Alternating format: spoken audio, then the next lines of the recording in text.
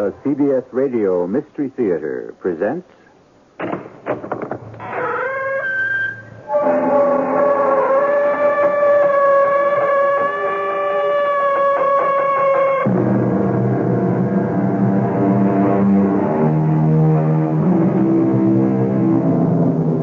Come in. Welcome. I'm E.G. Marshall. Pause while there is strength and breath to play again with love and death. Love and death, the two supreme games of life itself. Love, which is the only meaning of life, and death, which is the end. But can there be another meaning, or perhaps another ending? Pause. Pause, as the poet says, and listen. Mrs. Purdy, 2 people have died in this room. How do you account for it? I can't. There is something in this room that kills. That isn't true. Some spirit, some force, perhaps something impalpable, intangible. Oh, that's nonsense.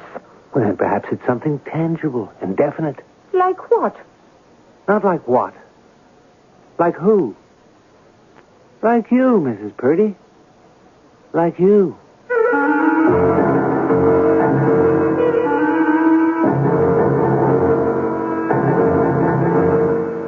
Our mystery drama, Don't Die Without Me, was especially adapted from the O. Henry classic for the Mystery Theater by Sam Dann and stars Robert Dryden and Marian Seldes. It is sponsored in part by Contact, the 12-hour cold capsule, and True Value hardware stores. I'll be back shortly with Act One.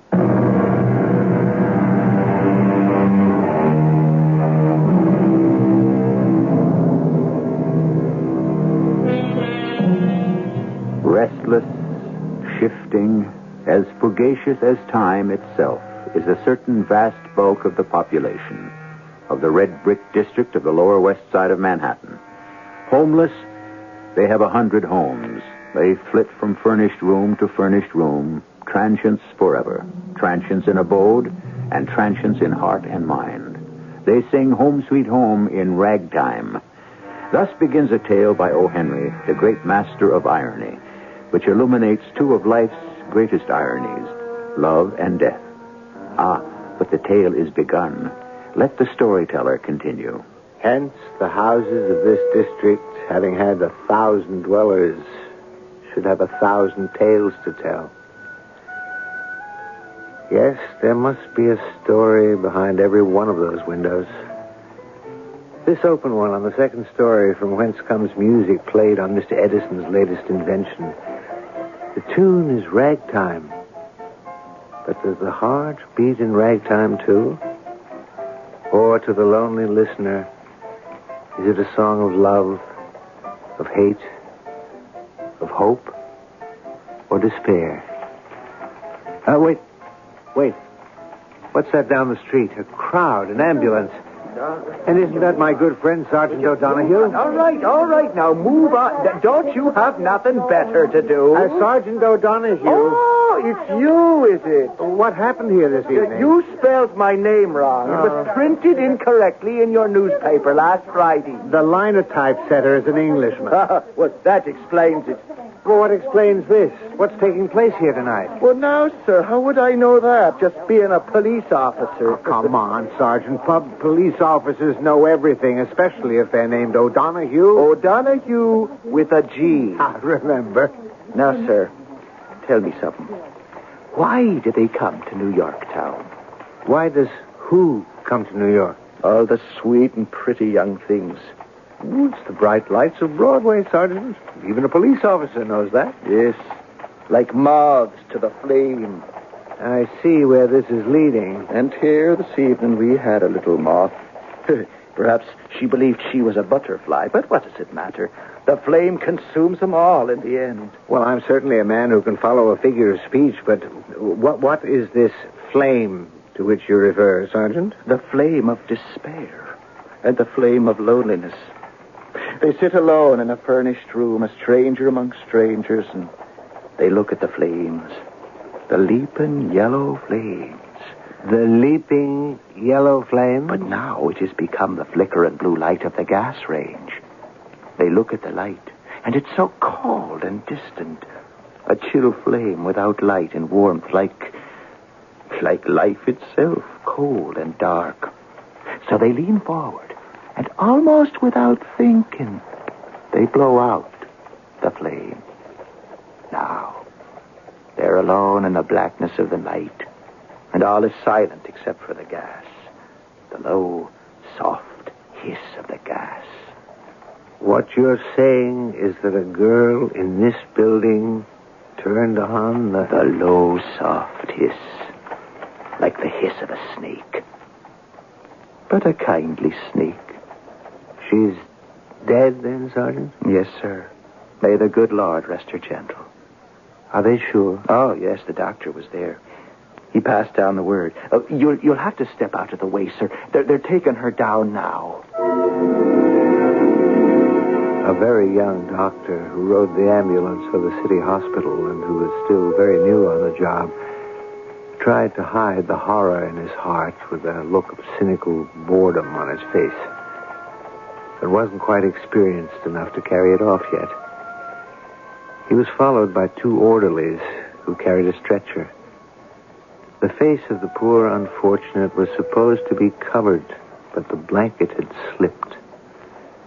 For a moment, I caught a glimpse of a fair young face with reddish gold hair. A beauty mark on the chin. Just for a moment. And she was gone. Into the ambulance and away. To be lost and gone forever.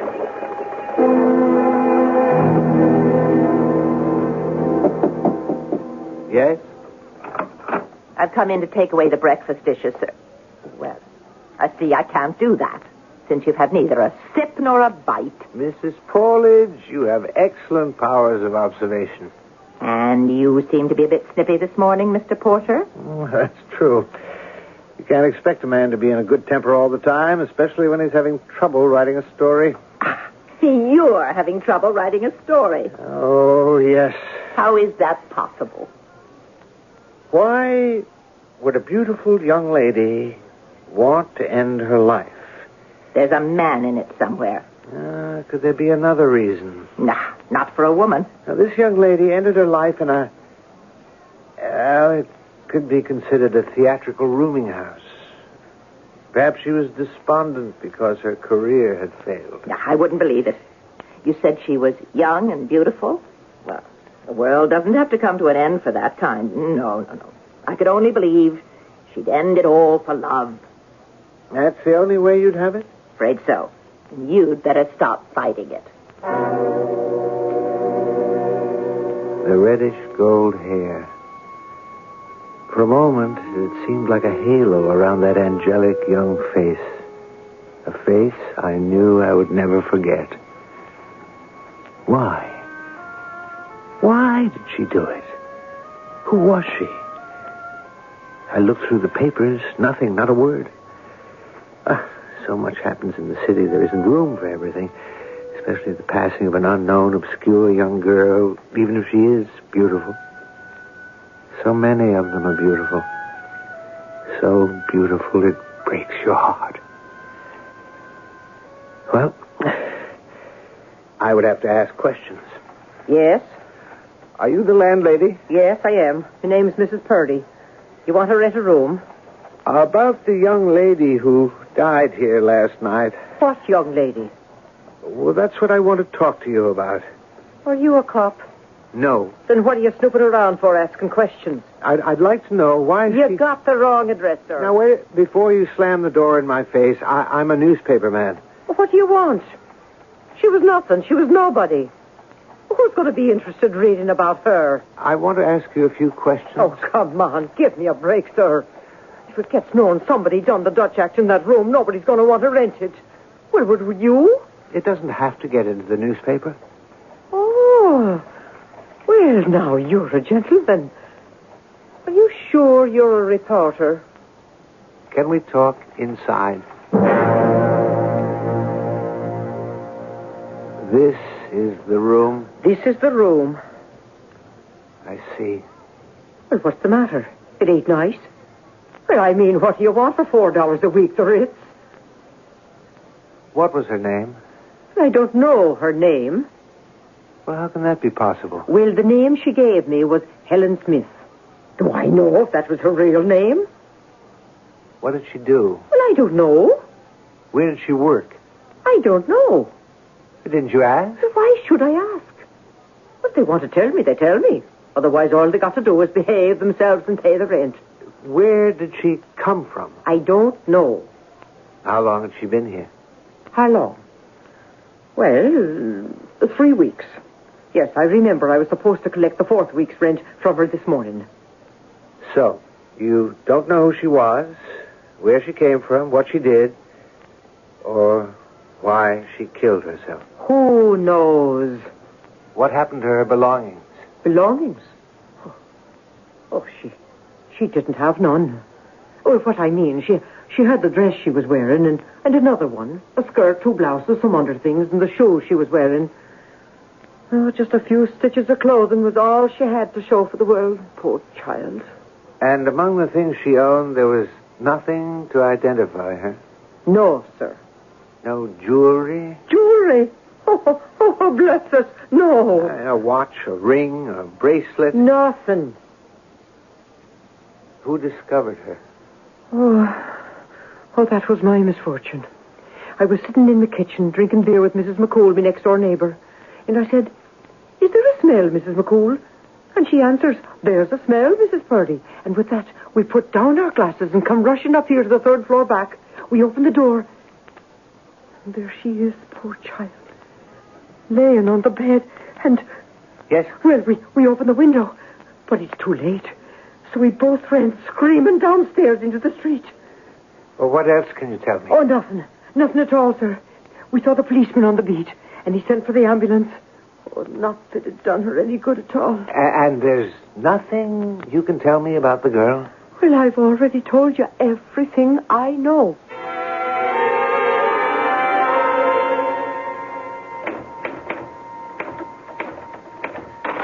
No.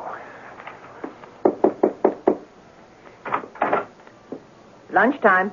I don't want any lunch. You won't write any better if you're hungry. Confound it, Mrs. Powledge. I want to be let alone. I made you Manhattan clam chowder. All right, set it down. Mrs. Powledge, I'm licked. The story won't come out. Enjoy the chowder. Why does this story defeat me? It has everything. It has youth, beauty, tragedy, death, and yet I can't put anything together. The room, seedy and sinister. Yes, sinister. I don't know why. A dungeon, a cell of despair. She came there. She chose the place. Why? Why is the story? Have I lost it? Lost what? It, the divine, the gift, the God-given gift to write. I don't think so. Who is this girl? Why did she kill herself? You should be giving answers instead of asking questions. I'm even asking the wrong questions. Does it matter what her real name was or where she comes from? Isn't it up to me to create all that? I've always been able to do it before. Come in. Good morning, sir. Oh, why, Sergeant O'Donoghue. with a G. Yes, sir. I come down here because I thought I could bring you something that might be of interest from a literary point of view. Yes? You remember, sir, it was just a week ago. This poor girl that's done herself in. I wish I could forget. Well, it's happened again. What's happened again, Sergeant? Another one. Another one of those unfortunate situations in the same house, in the same room. What are you telling me, Sergeant? I suppose what I'm saying is that the room stayed vacant 6 days. Then, last night, the landlady rents it out to a young gentleman, and early this morning, he took the same way out.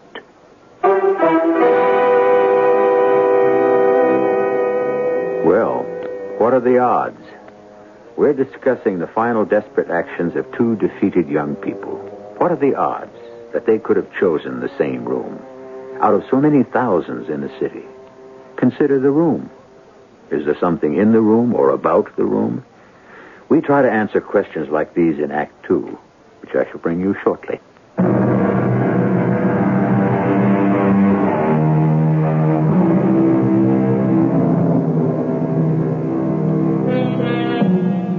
The 4 million.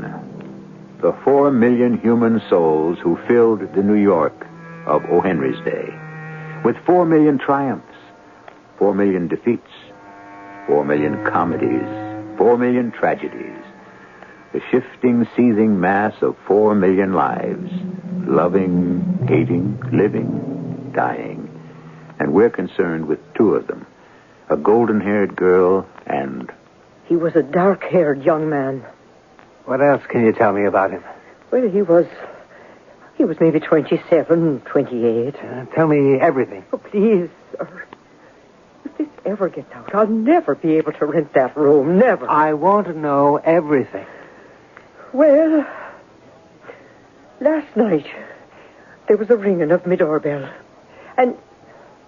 Oh, please, sir. Go on. Last night. What time? Well, 9 o'clock, I believe. 9 o'clock. Go ahead. I don't like to think about it. Your doorbell rang. Well, yes. And he asked if... Do you have a room to let? Well, I have the 3rd floor back. May I see it? It's $5 a week. Oh, that's all right. In advance. I don't object. All right, well, come along. Now, I keep a very nice, clean house. What business are you in? How long do you plan to stay there? I must say you ain't very talkative. Would she... Oh, Lord, would she have come to this? Fallen to this? No, oh, no, please. What's that you're saying? Yeah, well, just down the hallway. And this is the room. Oh, I see. It's a nice room. It ain't often vacant. I get the most elegant people here. There's lots of closet room. Oh, it's a place everybody likes. It never stays idle long. Do you have many theatrical people rooming here? Oh, they come and they go. There's a good proportion of the lodgers are connected with the theater. Actor folk never stay long anywheres. I get my share. Do you want the room? I suppose so. Well, like I said, it's $5 a week in advance. All right. The room has been made nice and fresh. Your towels and the water pitcher's full. Mrs. Purdy. Oh, I didn't get your name. Jones. Jones. All right, we'll leave it be Jones. Mrs. Purdy, a young girl, about 22. Would she have been one of your lodgers? Her name was Miss Vashner. Eloise Vashner. No, I can't say I remember that name. A fair complexion girl, medium height, slender with golden hair, and a beauty mark on her chin. Have you seen her? No, I ain't seen her. Mr. Jones. Mr. Jones, are you all right? Huh? Oh, yes. Good night, Mrs. Purdy. But you had seen her. You had seen her. She was the girl who... That girl's name was Helen Smith. The description, the golden hair, the fair complexion, the beauty mark on the chin. Oh, there could be 1,000 girls like that. It was the same girl, and you know it. Please, sir, don't say that. It was the same girl. All right. And what if it was? Was it my place to tell him? What would you have me say? Oh, yes, sir. A young lady answering that very description turned the gas on in this room 6 nights ago. Is that what I should have said? Is it? He was looking for her. Please, sir, don't say any more. I'm scared out of me wits as it is. There are thousands of rooming houses throughout the city. There are tens of thousands of furnished rooms. What made him pick your place? Why did he choose your house? Why did he come to your house? That's what he asked me. That's what he asked. What are you saying? Sir, well, he hadn't been in the room an hour when he came downstairs and knocked on my door. Who is it? Open the door. What is it? What's wrong? Mrs. Purdy. Yes? Miss Vashner. Miss Vashner? The young lady I asked you about. Oh, yes. She has been in the room. She what? She has been in that room. Well, now, how could she, whoever she is? I knew it. I knew it. Something drew me to this house. I spent days walking the streets of Broadway. I spoke to the managers, theatrical agents, anyone from the highest to the lowest. Mr. Jones, it's late. Have you seen her? Have you seen her? And everywhere, from everyone, the answer was no. Something said to me to walk westward, toward the river. And I did. And then the same voice said, here. Turn in here. Stop here. Rest here. Stay here. Here is where you will find her. Now tell me, Mrs. Purdy. I've already told you, Mr. Jones. I ain't seen her. No, I can't accept that. The voice was too strong, too clear. It guided me here, to this house. I wouldn't know about that. And to that room. She was in that room. No. Who was in that room? Who? Who was the last one to occupy it? A gentleman. No.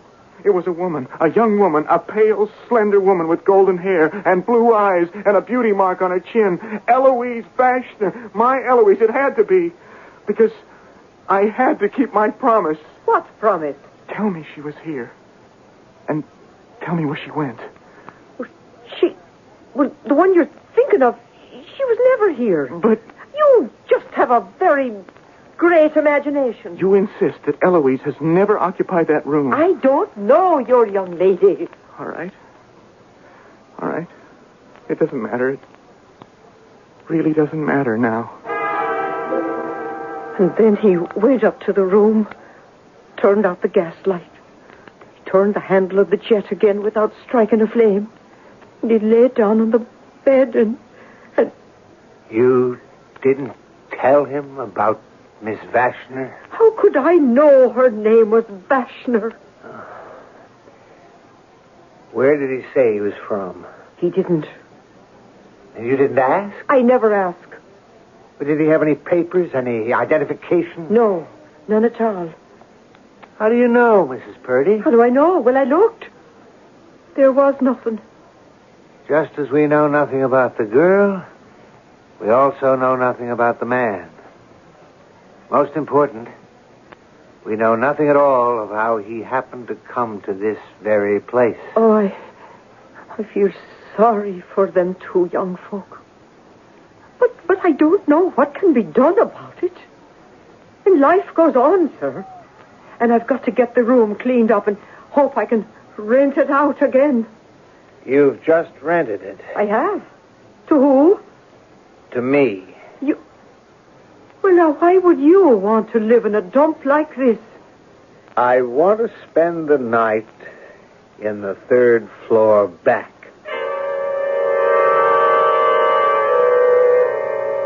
Two people had died in that room. Were they connected to each other? My romantic writer's instinct said yes. I wanted them to know each other, to be in love with each other, and to have died because of a misunderstanding. That was the story I wanted to write. A story of star-crossed lovers in the shadow of the 9th Avenue elevated.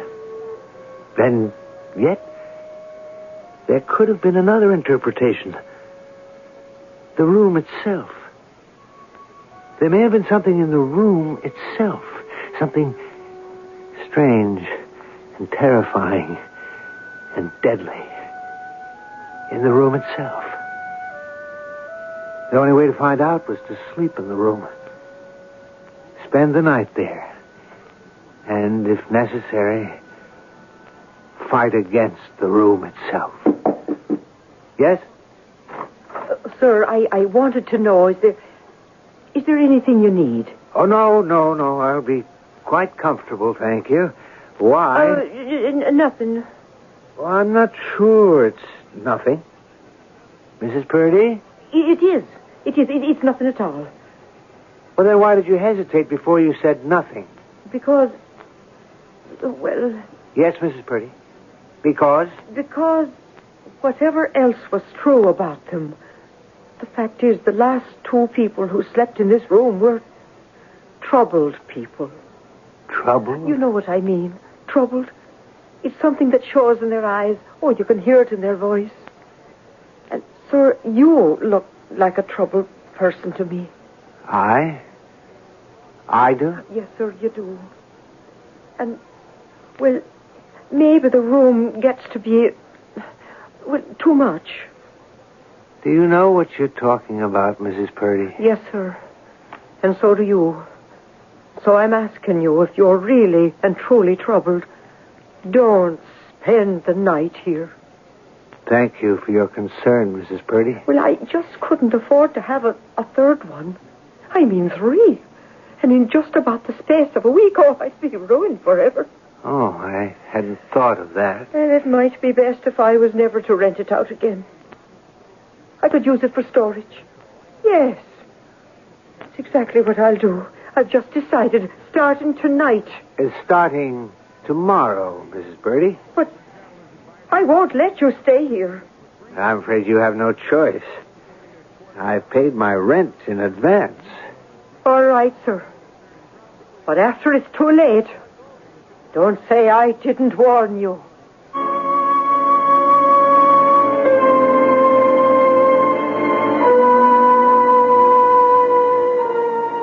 Do these things travel in threes? Hopefully not. Because first, it was the young girl, and second, it was the young girl.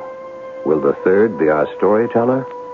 All we know for certain is that we have a room, and the room seems to have a secret, a deadly secret. Certain also is the fact that we're on the threshold of Act 3, where all secrets must come out into the open.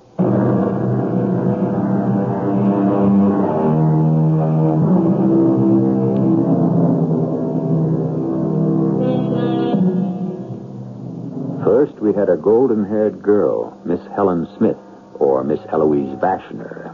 Then there was a gentleman whose name may or not have been Mr. Jones.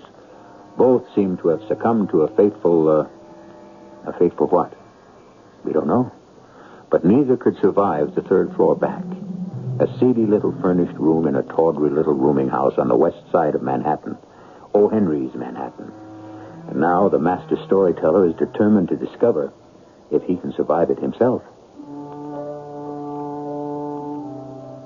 The first thing is to turn the gas up high. High, bright. Light. Nothing like bright light to dispel dark secrets. So, what have we here? Dingy, grimy little cell. But what's the story? Could it have been murder? Murder. Oh, rule nothing out. Suppose I were to talk with my friend Sergeant Seamus O'Donoghue, with a G. Supposing I were to say, you're satisfied with suicide? Satisfied? Oh, bless your soul, sir. Who could be satisfied? All right, I can understand that, but there are other possibilities. Such as? Murder. Murder? By who? Oh, we're in the realm of supposition. But I appreciate that. Mrs. Purdy, speculate with me. Suppose Miss Smith or Miss Vashner had something of value. Such as? Oh, a ring or a jewel of some sort. A gift from a loved one. And Mrs. Purdy saw it. And Mrs. Purdy was tempted. And Mrs. Purdy stole into the room. She had a key. And she turned up the gas. And your evidence? I have none. Well, then of what value is this theory to the police? It's of no value at all to the police. But then why do you present it to me? Because I'm a writer, and everything goes through my mind. Well, sir, going along with that theory, for the sake of argument, as it were, say she killed the poor, unfortunate young lady. How do you account for the death of the young man? The young man knew. Or what did he know? He knew the young girl had been in that room. How? I don't know yet. But he knew that Mrs. Purdy had killed the young lady. Well, but how did he know that? I don't know that either yet. But he insisted to Mrs. Purdy that the young lady had been in that room. Mrs. Purdy was afraid of him. So, later that night, when he was asleep... You're saying she did the same thing to him. Yes, I believe that's what I'm saying. Well, no, I must go back to the original question. Where is your evidence? Unfortunately, it doesn't exist. Well, then, sir, where are we? We're still at the beginning of my story. What did happen to these unfortunate people? And what is there about that room? And so, I sit here and wonder. Let me examine the room again. The room. The threadbare rug. Smudged finger marks on the faded wallpaper. The bed, distorted by bursting springs. And the room itself has been carelessly set in order. On the dresser, a half-dozen hairpins. Discreet, anonymous. In the drawers, a fragment of a handkerchief. A broken bone button, a pawnbroker's card. 2 forgotten marshmallows. A book on the divination of dreams. And deep dust on the windowsills. An old, dried-out, half-smoked cigar in the corner. An old cork. Broken pencil. All the debris of those who are homeless in this, their temporary home. And then I could smell something sweet and delightful. It was the smell of mignonette. It came as a single buffet of wind with such sureness and fragrance and emphasis that it almost seemed a living visitant. And then the room grew dark. I heard voices. Voices, clear. And here, in the room. I love you. I love you, Eloise. And I love you, George. I don't want to live without you. Oh, George, I'm supposed to be the romantic one. I can't conceive of life without you. Well, you'll have to live without me for a little while, George. Darling, I don't want you to break your heart. Nothing. No one can ever break my heart. Except you, and you'd never do it. The world can break your heart.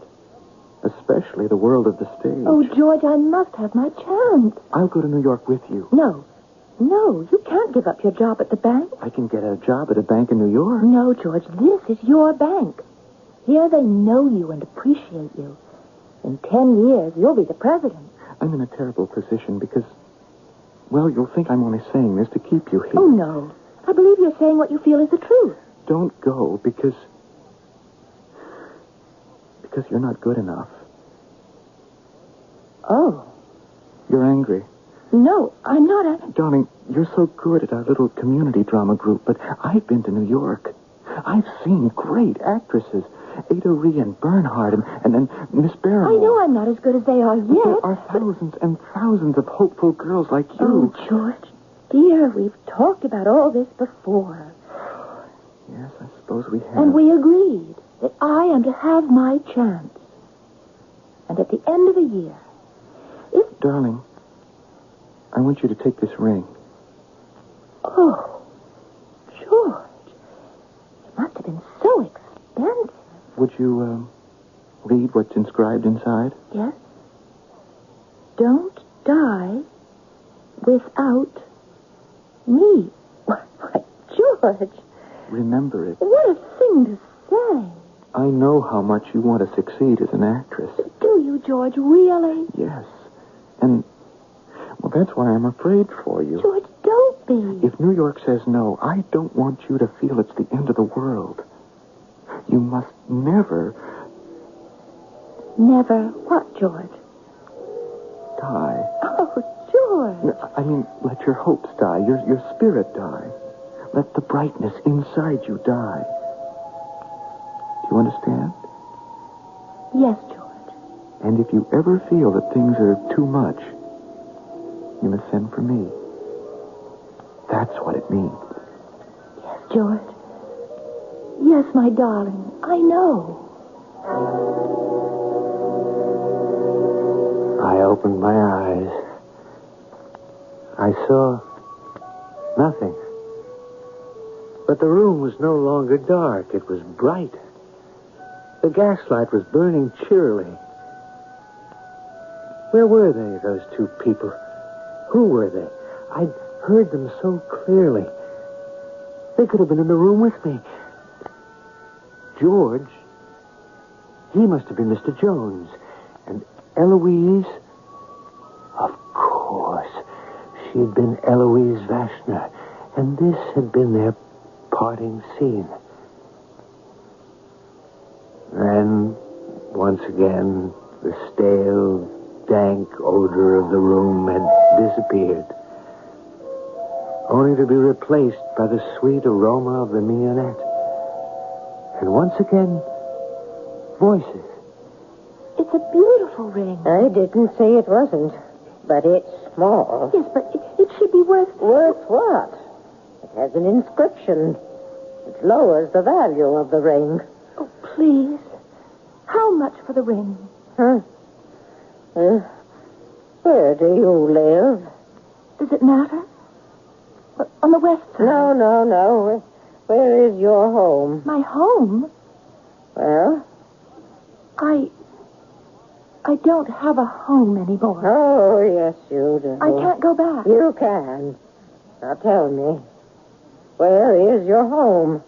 Why? Because, wherever it is, I will give you the price of a railroad ticket home. Why don't you go back to him? Who? Him, whoever he is. Do you mean to stand there and tell me there isn't a boy back home? He wouldn't want me now. Well, the ring. Do you see what it says on the ring?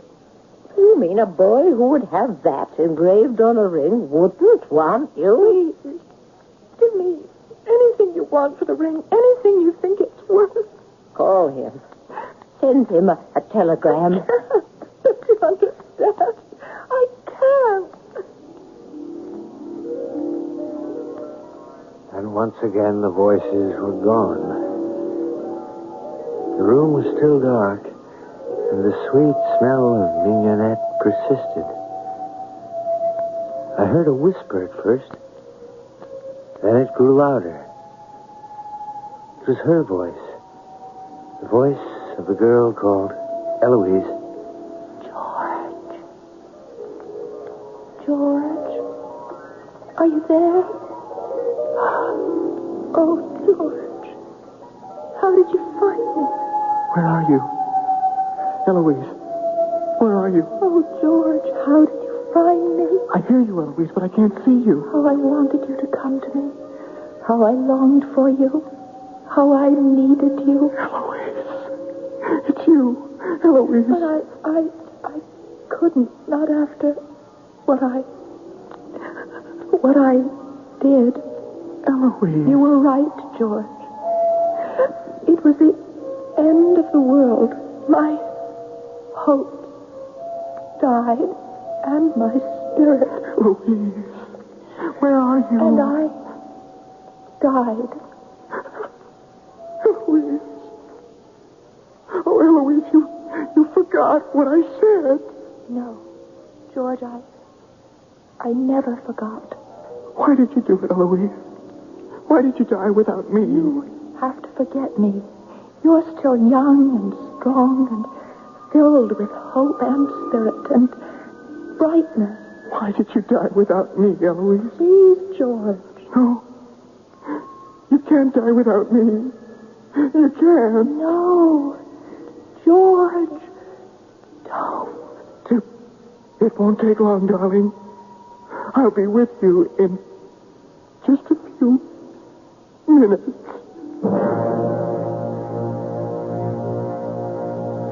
Suddenly, the aroma of mignonette was gone. In its place was another smell. A sickly, sweetish smell. And I heard it in the dark. I heard it. Sergeant Seamus O'Donoghue's deadly snake. The gentle snake that neither bites nor crushes, but who breathes the sweet and pungent air of death. Yes. The jet was turned on, but the flame was out. Quickly, because by now I was starting to cough and gasp, I turned off the jet, threw open the window, and breathed the open, life-giving air.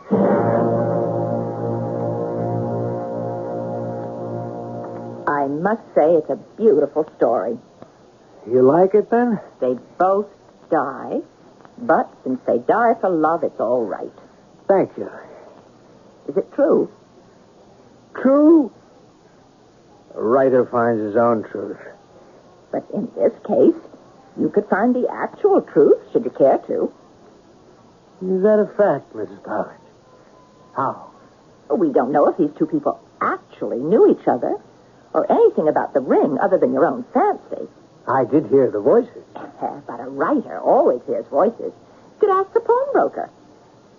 The pawnbroker? Yes, you said when you were looking around the room, you found a pawnbroker's card. Ah, yes, I did. So wouldn't it just stand to reason? Yes. All you have to do is it go would. down and see the pawnbroker. Ask if there was actually such a girl and such a ring. I could have done that, but I didn't. You didn't. Why not?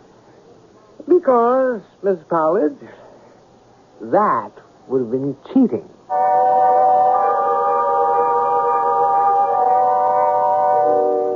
Which is something O. Henry would never do to a reader. And so, the master of irony and suspense was so good at it, because in suspense is how he loved to live himself. He must have been his own best reader, just as surprised by his surprise endings as you and I are. I'll be back shortly.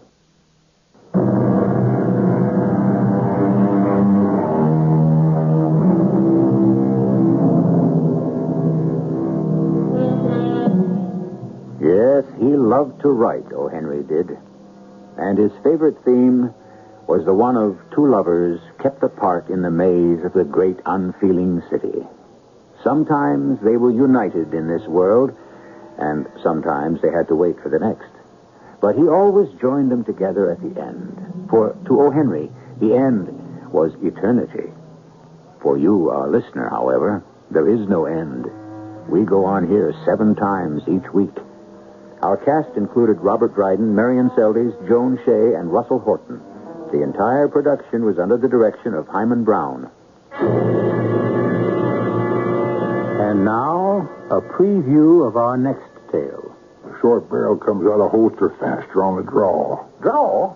What are you talking about? Oh, nothing. Now, don't you say that to me, Luke. Now, what you want me to come out here for, huh? To watch me. To watch you what? See that bottle sitting on that rock? Uh-huh. Well, I want you to watch me draw and shoot. Like this. Luke, what was that for? Jim, am I as fast as ever? What's the point? Just answer me, Jim. Never mind anything else. Am I as fast as ever? You look as fast. Well, are you sure, Jim? Are you sure? I think so. Well, I guess I'll have to try the real way to find out. What do you mean, the real way to find out, Luke? The real way to find out what? Radio Mystery Theater was sponsored in part by Buick Motor Division. This is E.G. Marshall inviting you to return to our Mystery Theater for another adventure in the macabre. Until next time, pleasant dreams.